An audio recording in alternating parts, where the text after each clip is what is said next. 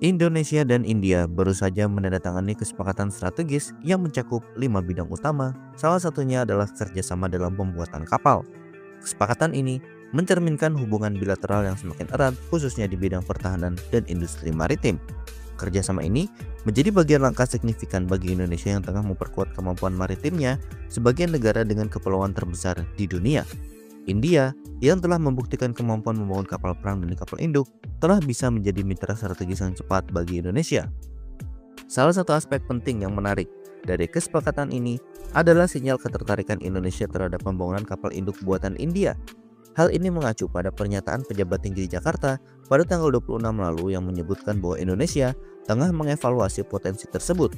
India merupakan satu-satunya negara di Asia Selatan yang memiliki kemampuan membangun kapal induk secara mandiri. Kapal induk pertama buatan India, yakni INS Vikrant, telah menjadi bukti kemajuan teknologi mereka. India saat ini tengah membangun kapal induk generasi baru dengan bobot antara 65.000 hingga 75.000 ton. Proyek ini dirancang untuk bersaing dengan kekuatan maritim Cina yang terus berkembang. Kapal induk baru akan memiliki teknologi canggih termasuk kemampuan peluncuran pesawat berbasis elektromagnetik dan sistem pertahanan udara modern. India juga memiliki rencana ambisius untuk membangun 3 hingga 6 kapal induk di masa depan. Hal ini menjadikan mereka sebagai salah satu negara dengan program kapal induk paling ambisius di dunia. Dan Indonesia dapat memanfaatkan momentum ini untuk belajar dari pengalaman India. Kesepakatan ini juga memberikan peluang bagi Indonesia untuk meningkatkan kemampuan produksi galangan kapal mereka melalui kerjasama dengan Vrindavan. Dengan basis teknologi yang lebih maju, Indonesia dapat mempercepat pembangunan kapal perang modern yang sesuai dengan kebutuhan operasional angkatan lautnya.